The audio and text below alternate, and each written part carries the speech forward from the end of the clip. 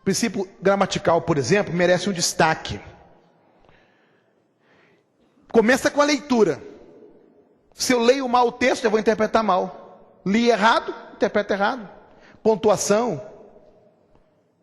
Se eu não obedeço a pontuação, se eu não entendo o significado das palavras, ou se eu sou um mau leitor, ou seja, se eu fui precariamente alfabetizado, e quem leu a revista Veja da semana passada, viu lá a pesquisa dizendo que um percentual significativo da população brasileira não é capaz de ler e entender um texto simples. Ok? São chamados analfabetos funcionais. Então, se a pessoa leu mal, o rapaz, por exemplo, o rapaz vai perguntar para o pastor: pastor, o que Jó estava fazendo aquele balde na mão? Ué, não tinha balde nenhum. O texto diz assim: serviria Jó a Deus de balde? De balde, não tem nada a ver, não é de balde, não é com um balde. Leu errado, vai interpretar errado, não tem jeito, não é? O outro diz: e Jesus descia de Jerico para Jerusalém. Não, era de Jericó, uma cidade, não tinha Jerico, né? E assim vai. Leu errado, interpreta errado. Tocou esquife, vai por aí afora. Então são leituras erradas. Uma vez eu estava ouvindo uma pessoa falar que foi ensinar uma classe de professores da escola dominical, e quando ele acabou de ensinar, ele perguntou assim: gostaram da aula? Aprenderam? Aí uma pessoa falou assim: pastor, aprendi muito. Por exemplo, aqui eu fui aprender que Jerusalém e Siquém eram duas cidades, e não duas irmãs, igual Sodoma e Gomorra.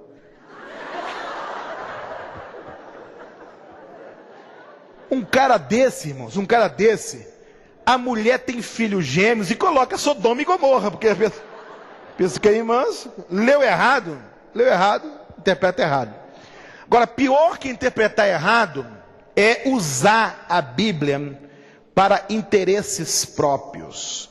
Sabe aquela pessoa que dá aquela torcidinha na Bíblia, assim, para os seus próprios interesses? Só cai nessa quem não conhece a Bíblia. Quem não conhece a palavra de Deus. Eu vi uma história, a mulher ficou grávida, o marido falou com ela assim: vai ter parto normal. Negativo, cesariana. Normal. A Bíblia diz: com dores darás à luz filhos. Mulher minha, obedece a Bíblia. Mas querido, para que se tem a cesariana, resolve tudo? Mas a Bíblia não autoriza a cesariana. A Bíblia diz com dores. E outra coisa, é parto normal sem anestesia, porque tem que sentir a dor. E o pior, quem estava fazendo isso não era uma pessoa qualquer, não, era um advogado, pessoa formada.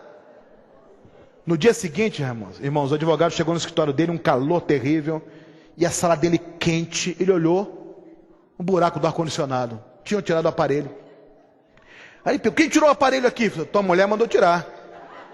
Ligou para a mulher: você tirou o ar-condicionado do escritório? Por quê? A Bíblia diz: com o suor do seu rosto ganharás o pão.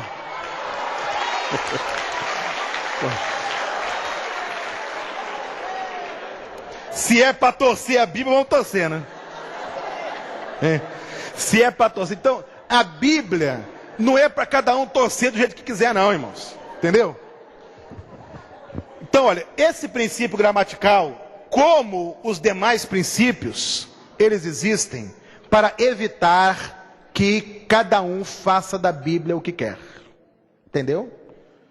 Quer dizer, a pessoa fez uma afirmação sobre a Bíblia, aí você submete essa afirmação aos princípios de interpretação. Você vai ver logo que não foi bem interpretado. Olha, isso é interpretação furada. Porque se você levar em conta o contexto, você vai ver que não é isso. Se você levar em conta a história, você vai ver que não é isso. Se levar em conta o princípio gramatical, você vai ver que não é isso. Então, cada um interpreta a Bíblia do jeito que quer. Negativo. Existem princípios.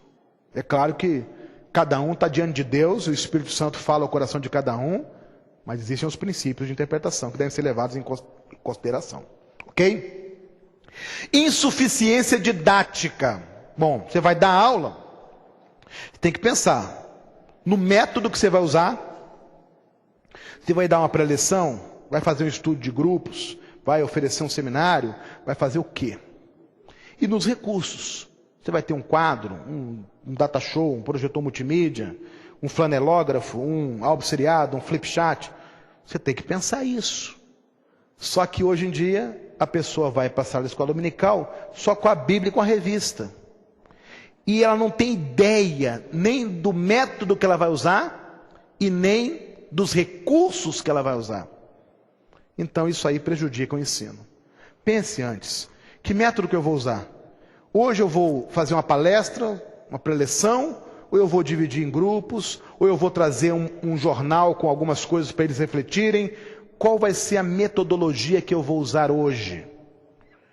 Bom, quando você define a metodologia, você pode então agora escolher os recursos. Para essa metodologia eu tenho que ter jornal, eu tenho que ter revistas, eu tenho que ter quadro negro, eu tenho que ter cartolina, ou papel ao maço, caneta hidrocor, enfim. Quando você escolhe a metodologia, você sente necessidade dos recursos.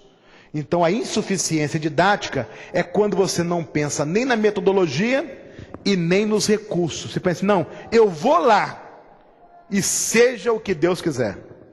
Aí você vai quebrar a cara. Porque você pode encontrar uma realidade que o surpreenda. Por exemplo, eu dei uma aula hoje de manhã para um grupo pequeno. A aula agora à tarde é para um grupo maior. Então eu preciso agir aqui diferente que eu agi lá. A minha interação aqui é menor. Eu tenho que dar mais e ouvir menos, porque o grupo é muito grande. Então o professor precisa escolher um método de ensino e recursos apropriados, dependendo de cada aula que ele vai dar. Se ele não faz isso, didaticamente, ele está sendo fraco, né? E a quarta coisa, que é a visão equivocada do ato de ensinar. O que é ensinar? Então, um camarada chamado Paulo Freire, eu não sei realmente se o Brasil produzirá alguém semelhante, do ponto de vista de educação. Ele viu uma coisa muito séria na época dele. Ele viu um negócio que ele denominou de educação bancária, que é o professor depositando o conhecimento dele na mente do aluno. Ele viu que isso estava marcando a educação brasileira. Ou seja, que a educação brasileira estava sendo predominantemente bancária. Ou seja, o aluno não era considerado no processo. Ele era objeto do processo. O destino do processo. E o sujeito do processo era o professor. Ou seja, o professor que sabia tudo, despejava na cabeça daquele ignorante, daquele aluno que não sabia nada, o conhecimento dele para melhorar aquele incompetente. Está entendendo? Ele viu que isso estava acontecendo. Ele, não é isso não. É uma troca. E o conhecimento é construído. Você tem que levar em conta a herança cultural do aluno. Interagir com a sua, e você contribui com ele, com o conhecimento que você tem, levando em conta o conhecimento que ele tem, e você cresce no processo enquanto educador. Isso é ensinar. Ensinar não é enfiar na cabeça dos alunos o que está na sua cabeça. Não. E o ensino exige algo mais do que simplesmente transmissão de conteúdo. Exige assimilação para disposição de conduta. Agora vamos pegar o Felipe de novo aí, que está no banco. Acorda aí, Felipe. Felipe foi interpretando a Bíblia com ele. Chegou um ponto, ele olhou, tinha água. O que ele falou? Ué, tem água aí? Quero ser batizado. Alguma coisa impede? O que Felipe respondeu? Se você entendeu direitinho, e se você crê em Jesus como seu Senhor e Salvador, você pode ser batizado. Então veja que o ensino que Felipe, a interpretação que Felipe fez da Bíblia, e o ensino que Felipe fez, gerou nele o quê? desejo de agir, desejo de comportamento, conduta. Isso que é aprendizado. Quando a pessoa tem desejo de mudar a sua conduta. Ah, então eu não posso continuar fazendo assim. Eu tenho que fazer diferente agora. Aprendeu. Se ele aprendeu, eu fui bem sucedido como professor. Está entendendo? Mas eu não tenho que começar a minha aula dizendo para ele o que ele tem que mudar, não. Ele vai mudar como resultado de ter aprendido o que eu ensinei. É a interação que faz isso. Está claro ou não? Tranquilo? Só que os grandes causadores desse desastre, não é? Desse caos em que se tornou a escola dominical, foram 3 ou 4, vamos ver ali. Foram 3. Olha só: acomodação, presunção, falta de vocação. Ó, primeiro, porque aprender dá trabalho, estudar dá trabalho, preparar dá trabalho. Sabe por que muitas aulas é só com base na leitura? Porque interpretar dá trabalho. Dá trabalho. Aí a pessoa é acomodada, não quer ter trabalho. O outro não é acomodado, não é presunçoso, sabe? Sei, pô. Sei tudo, cara. Eu sou eu, rapaz. Eu sou o dono da cocada preta, entendeu? Louvado seja eu, bendito seja o meu nome. O camarada se acha, né? Sabe tudo, cara. Aí ele não quer estudar, não quer ler, não quer aprender. Sabe o que ele faz? Ele se destrói e destrói os outros. Pior desgraça é um professor que não cresce. Porque ele emburrece e emburrece os outros. Ele se limita e limita os outros. E o que eu acho mais terrível, faz com que os outros percam a única coisa na vida que eles não podem recuperar: o tempo. Tempo. Se perder dinheiro, se recupera. Perder trabalho, recupera. Qualquer coisa se recupera. Perder o tempo, não recupera. Tempo usado, acabou.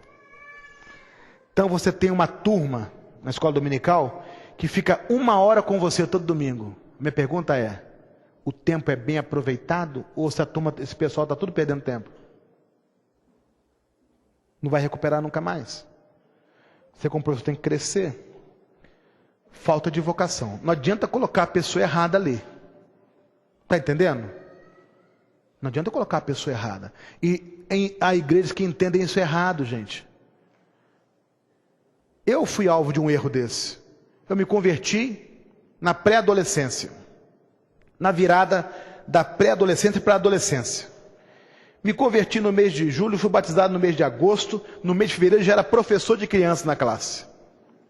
Sabe por quê? Os professores de criança eram juniores e os adolescentes. Para cuidar das criancinhas mesmo, vem lá. Qualquer adolescente pode ficar lá com as crianças. Não é assim, gente. Sabe quem deve dar aula para criança na sua igreja? Os melhores professores. Melhor preparados, especialistas. Porque eles vão lidar com uma faixa etária extraordinariamente rica. Num momento único na vida daquelas criancinhas. E a Bíblia diz que se elas aprenderem, até quando envelhecerem, não vão se desviar do caminho do Senhor. Não é para passar tempo, não. Um dia eu fui numa igreja, abriu lá a porta das crianças, estavam as crianças desenhando. Tem igreja que acha que educação religiosa infantil é dar papel para as crianças pintarem. Estavam as criancinhas lá, irmão, sentadas no chão, com folha de papel de computador usado. Entendeu? Porque a igreja não compra nem papel para as crianças. A professora é que tem que sair catando papel usado. Está lá as crianças. Olha como é que as crianças estavam pintando assim, ó. Sentaram no chão pintando assim, ó.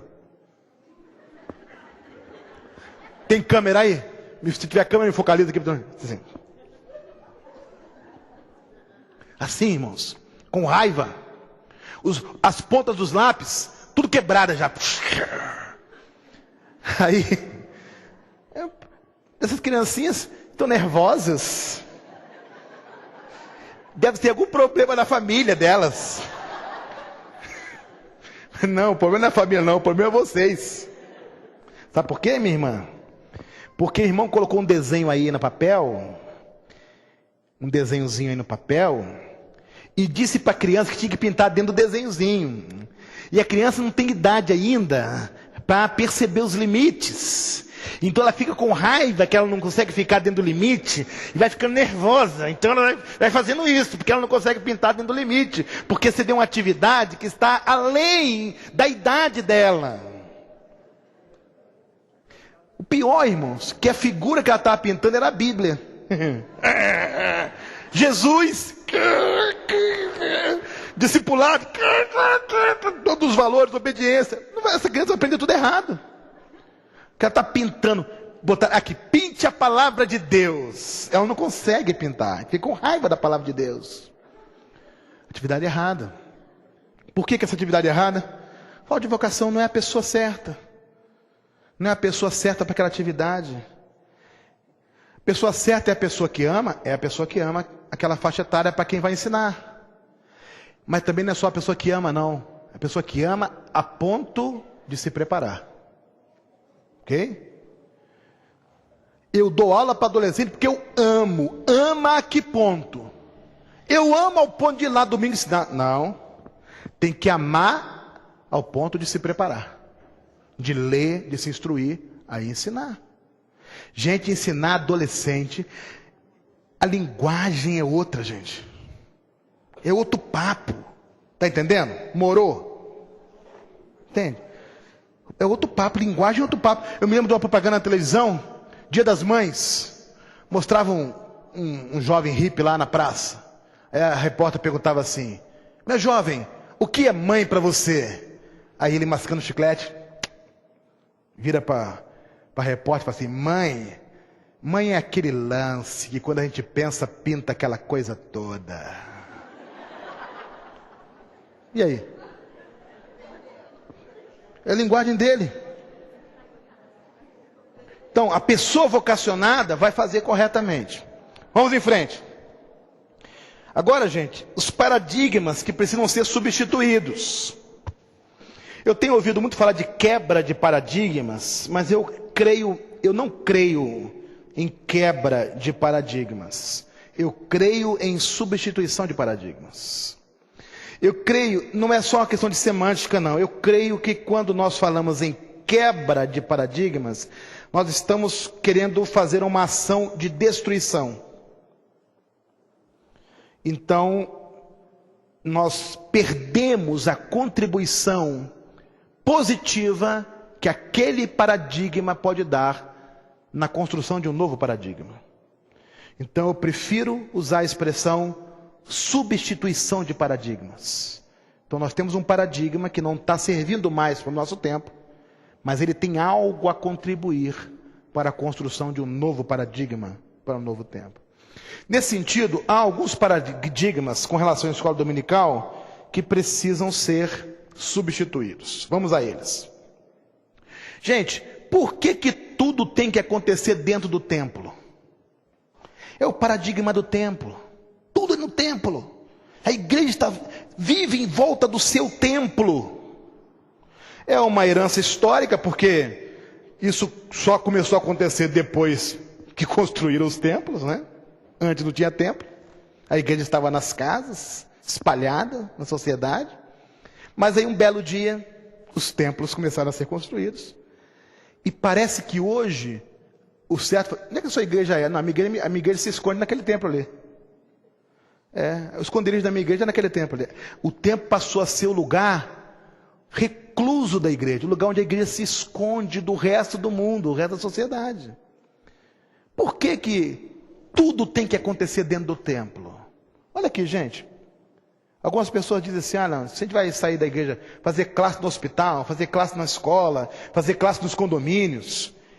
Quando a gente vai sair do templo, a gente corre o risco de ter a nossa identidade arranhada.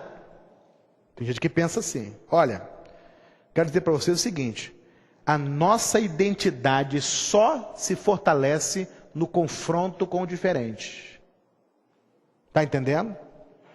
A nossa identidade evangélica cristã só se fortalece quando ela é confrontada. Senão, um dia, querendo você ou não, a identidade dos membros da igreja vai ser confrontada. Basta ele entrar na universidade. Minha filha está fazendo a 4ª série e está sendo confrontada lá já. Então, não se preocupe com isso não. Vamos espalhar a escola dominical na cidade, fora do templo, onde houver espaço, onde houver uma porta aberta. Daqui a pouco a gente fala um pouco mais sobre isso. Mas a principal razão desse templocentrismo é a acomodação, o comodismo, né? É tão fácil ali no templo mesmo, né? Ali mesmo. Ah, tem que sair do templo. Ah, vai ter que ir em outro lugar. E aquela visão sacramentalista, né? Será que Deus vai abençoar se for fora do templo? Né? Os irmãos já observaram que depois da construção do templo, na Bíblia, Deus começa a falar repetidas vezes: Deus não habita em templos feitos por mãos humanas. Deus não habita em templos feitos por mãos humanas. Por que isso? Para mostrar que o templo é um referencial histórico da fé, mas não é a habitação de Deus. Qual é o templo de Deus? Hein? Eu e você. Nós é que somos a habitação do Senhor. Templo é um referencial histórico, mas Deus não está confinado no templo. Deus mora aqui. E aí? Então a escola dominical pode estar em todos os lugares. Outro paradigma, ou não, antes do paradigma, sugestões: portas abertas na comunidade. Podemos ter classes nos lares, nos hospitais, nos presídios, nas escolas, nas empresas, escolas de educação especial, condomínios. Eu ouvi de um pastor que fez uma classe, sabe aonde? Na fila do hospital. Tinha um hospital lá, as pessoas ficavam esperando 3 horas para pegar uma ficha, para ser atendida depois. Ele montou uma tenda lá, levou água, bastante água, e ele tinha um microfone, tinha material, distribuiu para todo mundo que estava na fila, e dava aula da palavra de Deus. Tinha um álbum seriado, que ele tinha ali as ilustrações, e servia água para quem tinha sede, e ficava ali 2, 3 horas ensinando a palavra de Deus. Tinha uma classe funcionando ali, perto do hospital. Estava ensinando a palavra. E outra coisa, não precisa ser 1 hora, nem 2 horas, nem 3 horas. Pode ser 10 minutos, 15 minutos. Pode ser no intervalo, né, na universidade. Pode ser numa hora de descanso, numa empresa. Um pouquinho antes do expediente começar, um pouquinho depois. Eu tenho ouvido de empresas que os gerentes estão pedindo para ter isso, até no horário de trabalho. Eles liberam o funcionário para ir lá participar de um momento de ensino da Bíblia. As classes invadindo a cidade. Tem gente que talvez dificilmente vai entrar num templo, mas vai ao seu condomínio, participa de um estudo no hospital ou na empresa, e depois vai conhecer a palavra, conhecer a Deus e vem para a igreja. Então, vamos integrar mais igreja e comunidade. Vamos levar a palavra para onde as pessoas estão. Vamos alcançá-las com a palavra. Uma rua aqui de mão dupla. A gente vai até as pessoas com a palavra e as pessoas vêm até o templo depois. Mas temos que ir também. E também vamos usar o templo para abençoar as pessoas, não apenas com aquilo que nós queremos lhes dar, mas também com aquilo que elas precisam receber. Por que as dependências da igreja não podem ser usadas para abençoar a comunidade? Com aulas de alfabetização e tantas outras coisas que as igrejas já fazem também. Amém? Até aqui estamos juntos? Então agora põe o seu caderno na cadeira e fique em pé um minutinho. Põe o caderno e a caneta na cadeira. Fique em pé um minutinho só. Agora vê se você consegue colocar a mão lá no teto, vê? Estica bem. Lá no teto, tenta colocar. Agora vê se você consegue colocar nas paredes, a mão lá nas paredes assim, nas paredes. Isso, tenta. Agora tenta juntar as paredes com o teto assim, ó. Assim. Força, juntar as paredes com o teto assim. Não deu não, volta. Isso, joia. Agora vira todo mundo para lá, para a direita assim. Faça uma massagem no ombro do seu irmão assim agora. Isso, uma massagem aí. Bate assim, ó. Bate assim, ó. Isso, assim, isso. Agora, de graça recebestes, de graça dai. Vira para o outro lado agora. Vamos lá, assim, sim. Bate assim. Joia. Muito bem. Agora, sente de novo. Depois do almoço tem que fazer um exercício, senão já viu, né?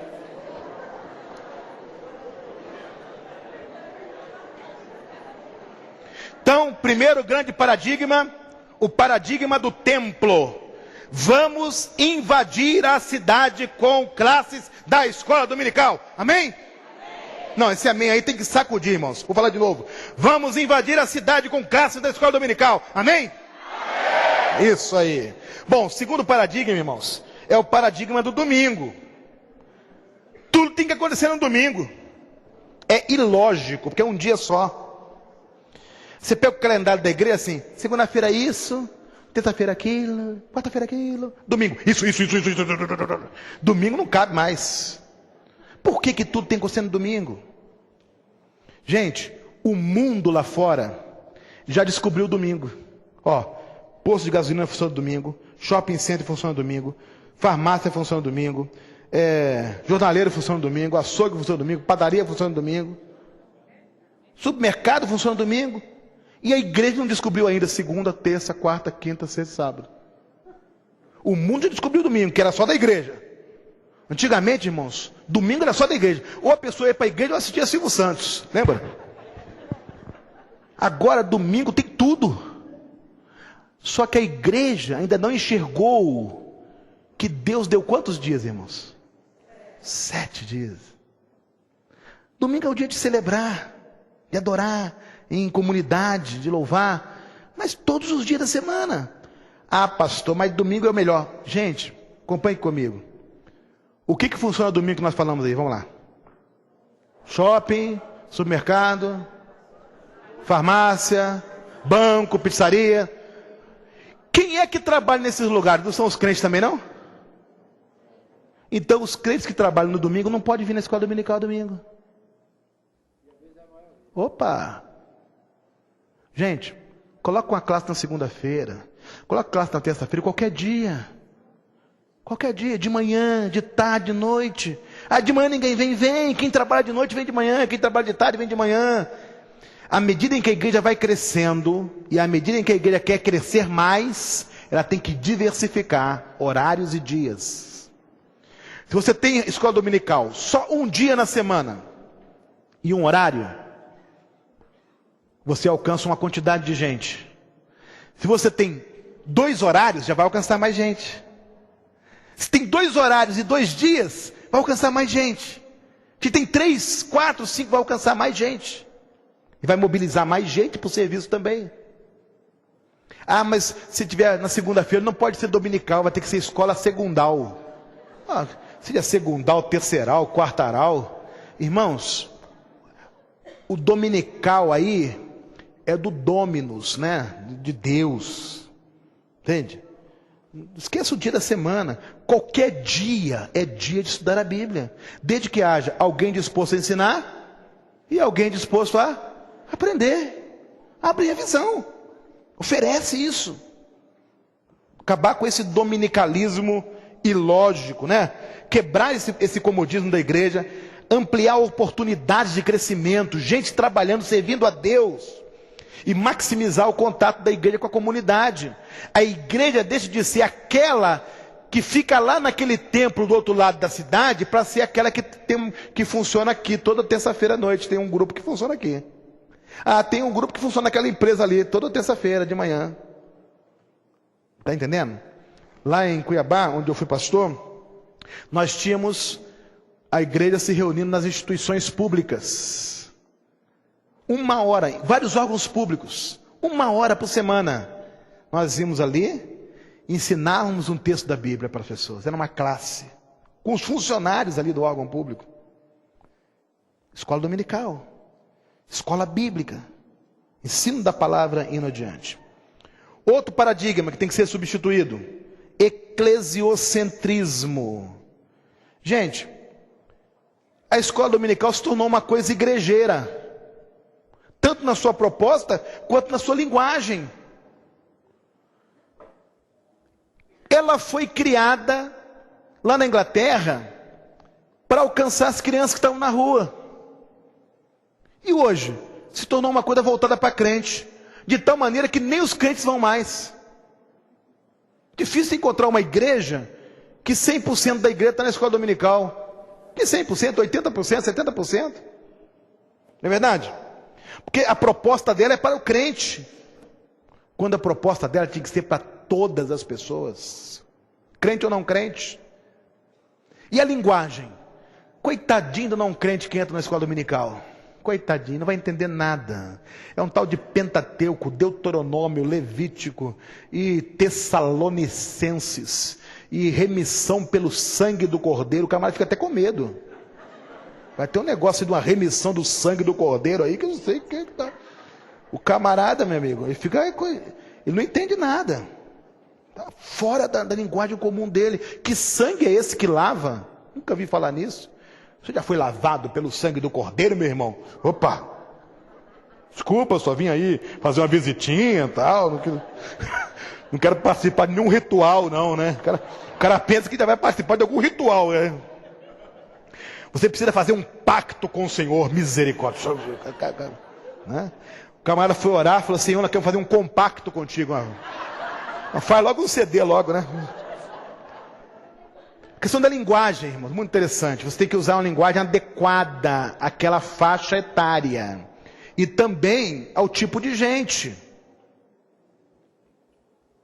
Vi a história de um pregador que foi pregar uma mensagem lá para uma comunidade nativa, lá na Amazônia. O pessoal, ninguém foi na escola, ninguém alfabetizado, entendeu? Pessoal bem simples. Sabe uma pessoa simples? Mais simples ainda. Ele foi pregar lá. Gente, ele pregou uma mensagem com a linguagem lá na estratosfera, já viu? Só termo rebuscado. A mensagem dele, para nós entendermos, tinha que estar com o Aurélio, para nós. Você imagina as pessoas lá, né? E no final da mensagem ele fez um apelo assim. O apelo dele foi assim. Pregou a mensagem evangelística, né? Aí fez o apelo. Se no recôndito de vossa alma sentis o anelo insuptável de adentrardes pelos umbrais da eternidade, sejais intrépidos, erguei a vossa destra e devoluai até aqui com a alma genuflexa.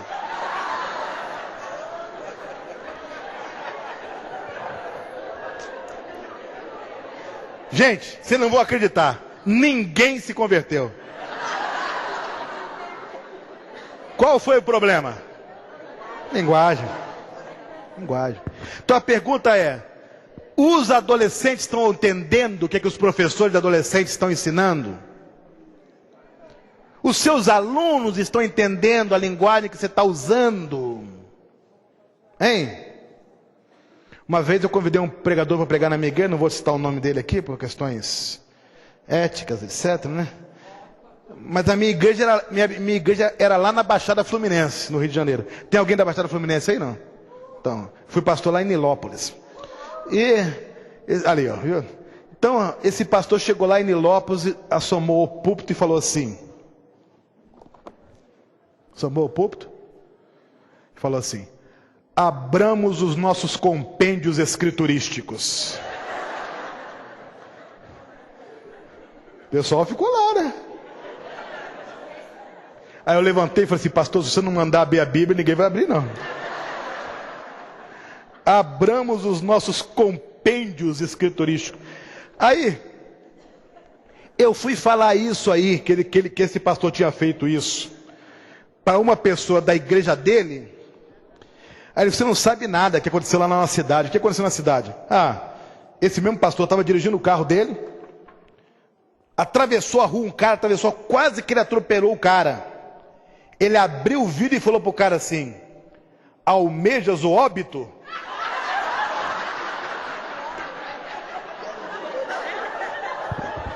Almejas o óbito, ó incauto transeunte. Bom, então já sabe, vai ensinar a Bíblia, Ensina numa linguagem que as pessoas possam entender. Ensine de um jeito que eles possam assimilar. Certo? Seja simples. Eles vão alcançar você. Outro paradigma. Biblicismo sem quê nem para quê. O que é isso, gente? Nós temos que fazer uma ponte. Aquela ponte não é aquela ponte que balança ali não, é outra ponte. Tem que fazer uma ponte. A ponte que o professor tem que fazer é a ponte entre o mundo da Bíblia e o mundo de hoje. Está entendendo? Durante a aula, você tem que atravessar a ponte com os alunos. Você sai do mundo da Bíblia e chega aonde? No mundo de hoje. Ou seja, o que tudo isso aqui que está na Bíblia tem a ver com a nossa vida hoje? Tem que fazer isso. Senão fica a Bíblia pela Bíblia, não tem sentido. Outra coisa, a sua aula tem que dar espaço para reflexão.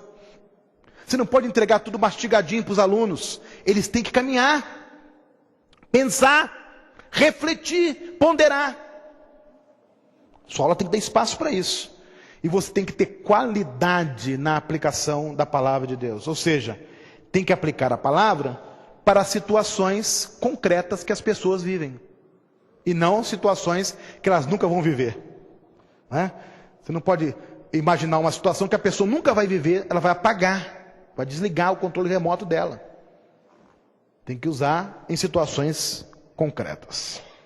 Amadorismo gerencial. Qualquer jeito, vamos administrar de qualquer jeito a escola dominical. Não, é uma escola. E uma escola tem que ser bem administrada. Por isso ela tem direção, tem diretor. Para quê? Para fazer abertura? Não. Para administrar, gerenciar recursos, ferramentas, a logística, horários, locais. Visitei uma igreja, o departamento infantil era no 8º andar do prédio, sem janela. Porque se tiver janela as crianças podem cair. Quer dizer então que a função da janela agora mudou. Eu não sabia, a função da janela agora é apoiar mentes tendentes ao suicídio. Até eu pensava que era o arejamento, para o ar entrar. Eu descobri diferente agora. Gente, já percebeu que quase nenhum templo, quando é construído, leva em consideração as crianças? Eu já sei por quê. Porque não tem engenheiro criança ainda. Nem arquiteto criança. A pessoa constrói o templo pensando em adulto.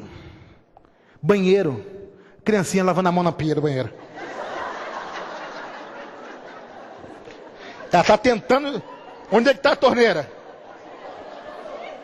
O que ela pega meleto, o que ela pega grudento, para ela já é o sabão. Para sentar no vaso tem que ter escada. Por quê? Porque não tem engenheiro criança, senão ia ter vasinho sanitário, piazinha. Quer ver uma coisa? Vou fazer um teste aqui. Levante o pé. Todo mundo levante os 2 pés. Nenhum pé no chão. Levante os 2 pés. Todo mundo aí, levante os 2 pés. Levante os 2 pés. Vamos ver quanto tempo vocês aguentam. Mas é assim que as crianças se assentam nas igrejas.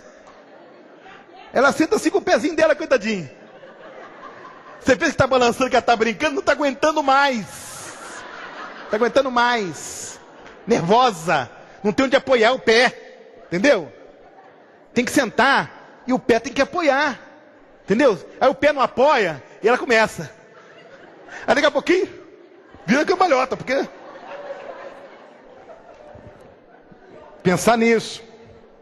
Não pode administrar de qualquer maneira.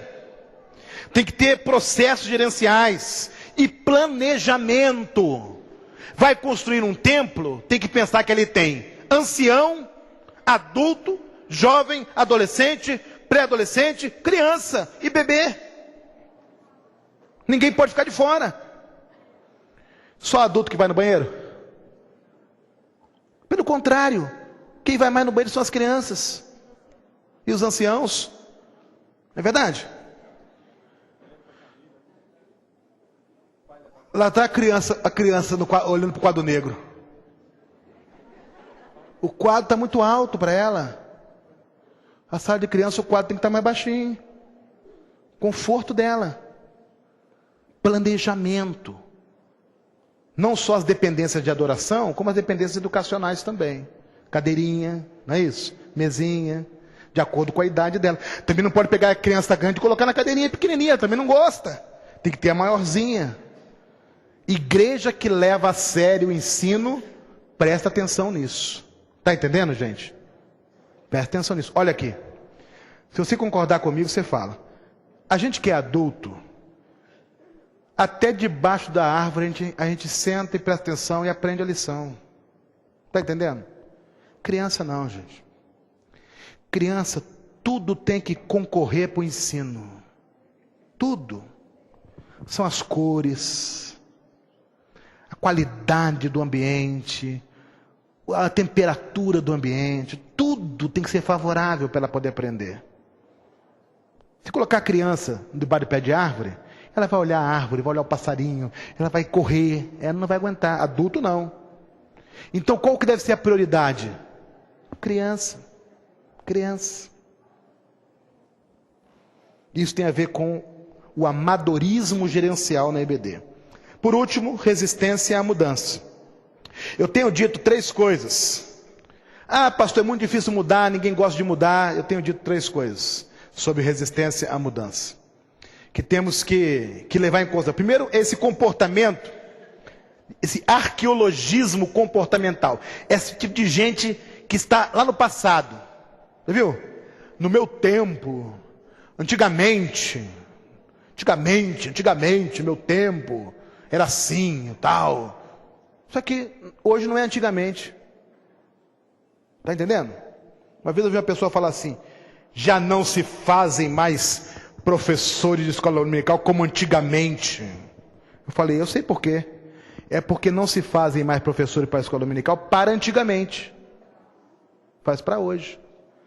Então, como não faz para antigamente, é para hoje, não pode ser como antigamente. Tem que ser diferente de antigamente. Tem que ser de hoje. Antigamente foi bom, funcionou, graças a Deus. Mas o de ontem nem sempre é bom para hoje. Às vezes é, mas nem sempre é. Aquilo que não é, tem que ser atualizado. Ok? Quando a gente age assim, nós estamos negando a educação pela raiz, porque educação, essencialmente, o que é? Processos de mudanças. Educação são processos de mudanças contínuos.